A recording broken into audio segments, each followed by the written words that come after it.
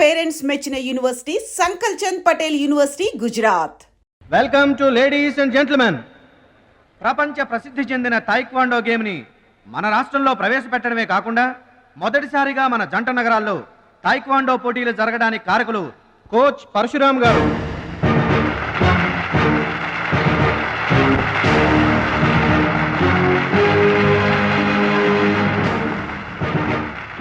Now the competition between Shashivardhan and Mr. Suraj.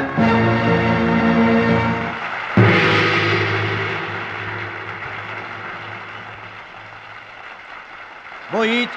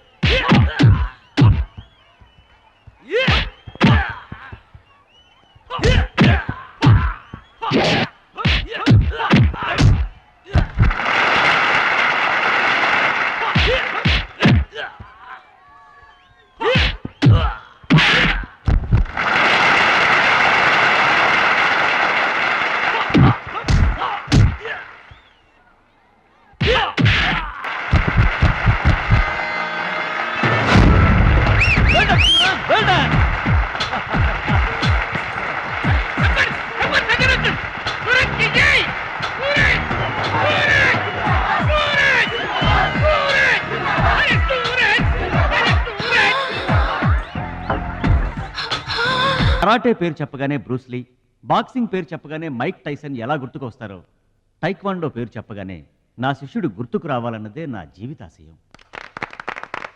Kho kho, కబడ్డీలను జాతీయ క్రీడలుగా గుర్తించినట్లే ఈ taekwondo గేమ్ని ప్రభుత్వం గుర్తించడం నాకెంతో ఆనందంగా ఉంది. ఈ సందర్భంగా స్పోర్ట్స్ అథారిటీస్ వారిని ఈ గేమ్ని మరింతగా ప్రోత్సహించవలసిందిగా రిక్వెస్ట్ చేస్తూ ఇప్పుడు త్రినాథ్ గారిని మాట్లాడవలసిందిగా కోరుకుంటున్నాను. ప్లీజ్. ముందుగా మనం అభినందించాల్సింది కోచ్ పరశురామ్ గారిని. ఈ గేమ్పై తనకు గల మక్కువతో తానే స్వంతంగా కొంతమంది పిల్లల్ని గ్యాదర్ చేసి వాళ్ళని ఎంకరేజ్ చేసి కోచింగ్ ఇచ్చి వారిని ప్రభుత్వం గుర్తించేలా చేసిన ఘనత పరశురామ్ గారి. ఇప్పుడు మనం ఆయన శిష్యుడు జంట నగరాల ఛాంపియన్ అడిగేది ఇలాంటి టైంలో కూడా పంక్చువాలిటీ లేకపోతే ఎలాగా?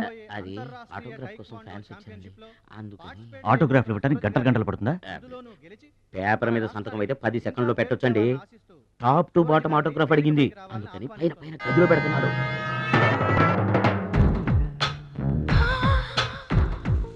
నా ఒళ్ళంతా నీ సంతకాలతో నిండిపోవాలి సురేష్.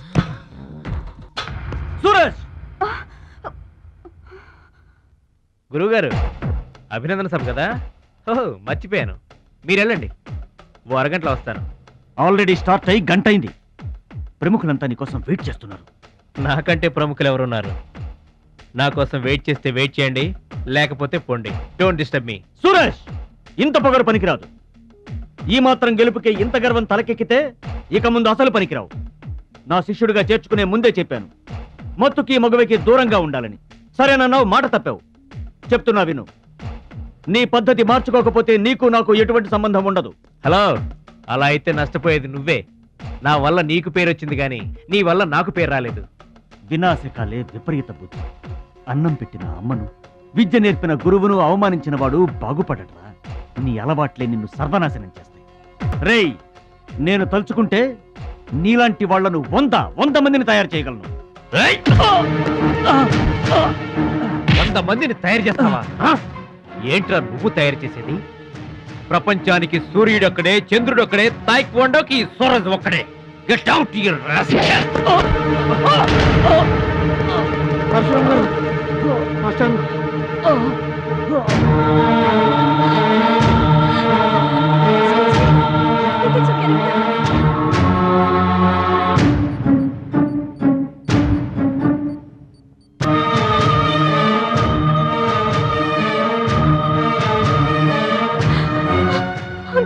చూడమ్మా, నాన్నకి ఏమీ కాలేదు, చాలా లైట్ స్ట్రోక్. అది ఫస్ట్ టైం. మా తాతగారు కూడా ఫస్ట్ స్ట్రోక్ లోనే పోయారమ్మా. మీ తాత అంటే తాగుబోతు. పొగ తాగి చస్తాడు, పట్టపగలు కూడా తాగి చస్తాడు. అందుకనే అంత తొందరగా చచ్చాడు. వాడికి వీడికి పోలికంటే. అయితే మీరు మందు తాగుతారు పొగ తాగుతారు కదండి. అంటే నేనెప్పుడు పోతానన్నా? అయ్యో శివ శివ. నీకు కంగారు ఎక్కువ, కామన్ సెన్స్ తక్కువ. నోరు తెరిస్తే అపశకనం తప్పితే శుభం మాట్లాడవా? కీడించి మేలించమని మీరే కదండి అన్నారు. ఎంచింది చాలు, నోరు మూసుకో. డాక్టర్ గారు, మా వాడికి ఏం పర్వాలేదండి, ఈజ్ అవుట్ ఆఫ్ డేంజర్. కంగారు పడకమ్మా, నాకేం కాలేదు. మా మహాలక్ష్మి మిగతా ప్రాబ్లమ్స్ ఏమీ లేవు. బైపాస్ సర్జరీ ఎంత త్వరగా చేస్తే అంత మంచిది. బైపాస్ సర్జరీకి ఎంత ఖర్చు అవుతుంది డాక్టర్? At least 2 lakhs. ఆపరేషన్ కి ఏర్పాట్లు చూడండి. డబ్బు మేము ఏర్పాటు చేసుకుంటాం. అది కాదే అమ్మాయి, 2 లక్షలు ఎక్కడి నుంచి తెస్తావు? ఊర్లో తాత ఇచ్చిన పొలం ఉంది కదా, అది అమ్మి తీసుకొస్తాను. ఉన్న పొలం కాస్త ఇప్పుడు అమ్మేస్తే రేపు నీ పెళ్లికి అవసరం అయితే ఏం చేస్తావు? పెళ్ళప్పుడు చూసుకుందాంలే ఆంటీ, అయినా నా పెళ్లికేం తొందర. సరే, నువ్వనుకున్నట్టు పొలం అమ్మి ఆపరేషన్ చేయిస్తావనుకో. బైపాస్ సర్జరీ అంటే 50-50 అంటారు. ఆ 50 కాస్త ఇటు కాక అటు అయిందనుకో. చి చి చి చి చి చి. నీకు విగ్రహం ఎక్కువ, నిగ్రహం తక్కువ. ఏమి నోరు అనేది? అది కాదండి. చంపేస్తాను నోరు తెరిచావంటే. వెధవ డౌట్లు నువ్వును. మీరు ట్రైన్ ఎక్కాక రైలు పట్టాలు తప్పి నదిలో పడిపోతుందేమో. నదిలో పడిపోయిన తర్వాత 11వ రోజున మీకు జనం పెట్టాలా వద్దా? మీరు పోయిన తర్వాత సెకండ్ మ్యారేజ్ చేసుకోవచ్చా? అప్పుడు మళ్ళీ పెళ్లి చూపులకు వెళ్ళాలా? దరిద్రపు డౌట్లు నువ్వు కొట్టానంటేనా? అమ్మాయి, దీని డౌట్లు వింటే హార్ట్ అటాక్ మనకొస్తుంది. ఒరే విషయం, అమ్మాయి చెప్పింది కూడా నిజమేగా. ఆ, నా ఆపరేషన్కి ఏం తొందర లేదు. అసలు ఆ పొలం ఉంచింది దాని పెళ్లి కోసమేగా. దాన్ని నమ్మడం నాకు ఇష్టం లేదురా. అది కాదురా, నా పొజిషనే బాగుంటే అసలు ఈ సమస్య వచ్చేది కాదు. ఇల్లు చూస్తే తాకట్లో ఉండిపోయింది. ఇప్పుడేమో నీకు ఆపరేషన్ చాలా ముఖ్యం. అందుకే మహాలక్ష్మి పొలం అమ్మేస్తానంటే కాదనలేకపోయాను. నువ్వు కూడా కాదనకు. ఇక దాని పెళ్ళంటావా? రోజులు ఎప్పుడు ఒకేలా ఉండవు కదా, చూద్దాం.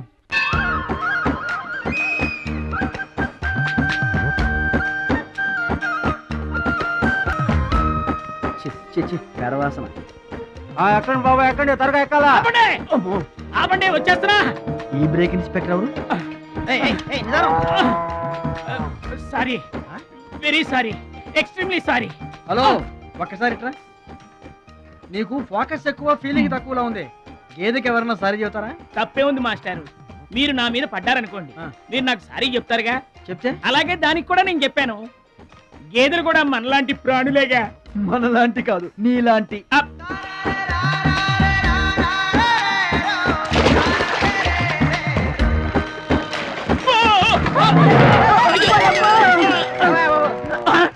అమ్మో, చిమ్మైపోను. పడవల్లో కుండల్ని రవాణా చేస్తారని తెలుసు గాని కొండల్ని కూడా రవాణా చేస్తారని నాకు ఇప్పుడే తెలిసింది. ఏంటి బాగుతున్నావు నిలబడి? నువ్వు కూడా వాడి మీద పడు, సరిపోద్ది. సారీ అమ్మా, వెరీ సారీ, ఎక్స్ట్రీమ్లీ సారీ. అవునమ్మా, నీ ఆరోగ్య రహస్యం బూస్తా కాదు, నాటుకోడి రోస్ట్. రోజు తింటావా? ఆదివారం తప్పించి. మరి ఆదివారం ఏం తింటావు? Mutton paste. అయినా నీకు ఇదంతా ఎందుకయ్యా వేస్ట్. నువ్వు ఇట్రా. అరే, ఛీ, ఛీ, ఛీ. ఈ గేదెలకు పేడ ఎక్కువ, పిడకలు తక్కువ. ఏమయ్యా, గేదెల్ని పడవలోకి ఎక్కించిన వాడివి, వాటి మంచి చెడు చూసుకోవద్దా? గేదెలు నేను ఎక్కించడం ఏంటి? అవి నీవి కావా? నా ఏం కావు. నీవి కాకపోతే మాత్రం ఎవరివో తెలుసుకొని తిట్టాల్సిన బాధ్యత నీకు లేదా? నువ్వు పెద్ద మనిషివి కావా? నేను పెద్ద మనిషినే. మరి తిట్టు. ఎవడ్రా వాడు? గేదెల్ని ఎక్కించినోడు ఎవడ్రా? నేనే. ఏమయ్యా, నీకు బుద్ధి లేదా? గేదెల్ని కూడా పడవలో తీసుకొస్తున్నావేంటి? గోదాట్లో వదిలేస్తే ఈదుకుంటావా ఏంటి? దున్నపోతులో ఉన్నావు నువ్వు, ఈదుకుంటా రావచ్చుగా. గౌడి గేదెకి లాగు చొక్కేసిన ఫేస్ నువ్వును. మాస్టారు, అయ్యా, గేదెలు ఎవరివని మీరే అడగచ్చుగా, నన్ను ఎందుకు అడగమండం? అడచి ఆ అడిగి మరీ ఎవరు తిట్టించుకుంటారు చండాలంగా? I see. నా వ్యాపారం నేను చేసుకోక దురద కాకపోతే మీ వ్యవహారాల్లో నేను ఎందుకు వేలెట్టడం?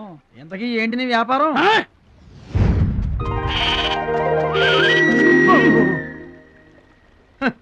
నీకు బిల్డప్ ఎక్కువ, బిల్డింగ్ తక్కువ. గొడుగుల వ్యాపారానికి ఎంత అవసరమా?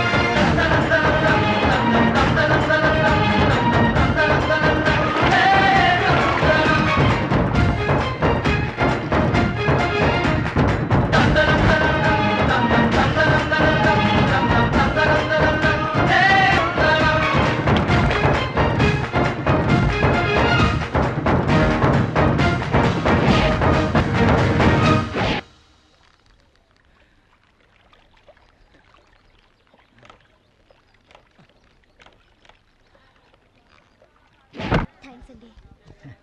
నువ్వెవరో గాని నీకు ఒకటి ఎక్కువ ఒకటి తక్కువ అని చెప్పలేవయ్యా. గోదావరంత గుండె, భద్రాద్రంత కండ, సాక్షాత్తు రాముల వారిలో వచ్చి కాపాడేవయ్యా. నూరేళ్ళు చల్లగా ఉండు. మా బాగా చెప్పారండి.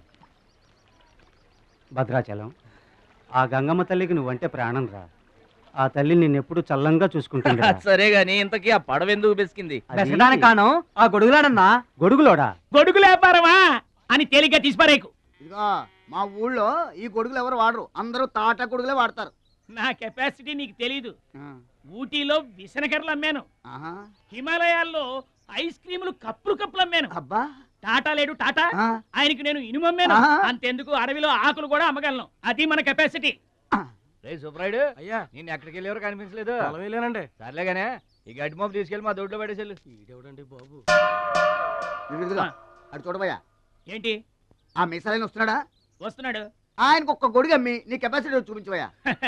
ఒక్కటేంటి, నా దగ్గర ఉన్న 16 గొడుగులు అమ్మేస్తా. అక్కర్లేదు, ఒక్కటి అమ్మి చూపించు. ఏట్రా కనిపించడేటి? ఆ సందులో ఎదుగుతాం పదా. చాలా బాగున్నాయా? చాలా బాగుంటుందండి. ఎంత కమ్ముతున్నావు ఏంటి? ఎంతండి? 100. 100 అంతేనండి. చాలా చీప్. Dead cheap. చెకింగ్ చేసుకోవచ్చా? బాగా చెకింగ్ చేసుకోండి. ఎందుకైనా ఎలాగైనా ఎప్పుడైనా చెకింగ్ చేసుకోండి. 5 years గ్యారంటీ. ఏంటి ఎలాగైనా చెకింగ్ చేసుకోవచ్చు? అలాగే చేసుకోండి. చాలా మంచుడు నువ్వు. అయ్యో అయ్యో, అరుస్తావేంటయా? చెకింగ్ చేస్తున్నాను. ఇదేం చెకింగ్ అండి? అయ్యో అయ్యో అయ్యో అయ్యో, నా కొడుకు కొడుకు కొడుకు నా కొడుకు, నా కొడుకు. జాగ్రత్తవేంటి? చెకింగ్ చేసుకోమని నువ్వే కదా చెప్పావు. చెకింగ్ ఇలా కూడా ఉంటుందా అండి? ఇది ఎంత?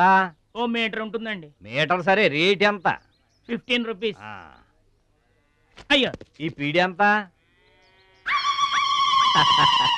ఎరా పింక్ మార్కు, మొత్తానికి మాటే పడిపోయిందేంటి నీకు? కొంటావా? వద్దండి. సరే ఒక సొట్టి. గడుగులు గడుగులు గడుగులు గొడుగు కావాలా? ఏంట్రా, నీకు ఏమైంది? తువ్వలు కావాలా? ఏమోడబెట్టి నీకు కావాలా? మన లేకపోతే పిచ్చేమో ఒక గొడుగు అమ్మపోయాడు, పిచ్చాడు అయిపోయాడు. నాన్న పట్నం నుంచి మాలేష్ వచ్చింది. పట్నం నుంచి మహాలక్ష్మి వచ్చిందా? కూడా ఎవరు వచ్చారు? విశ్వంగారు. చూడమ్మాయి, నీ ఇష్టమైన చోట చదువుకో, నీ ఇష్టమైన చోట కాపురం చేసుకో, కానీ పెళ్లి మాత్రం ఇక్కడే ఈ ఊళ్ళోనే జరగాలి. ఎందుకంటే మన 2 కుటుంబాలకి నువ్వు ఒక్కదానివేనే ఆడపిల్లని.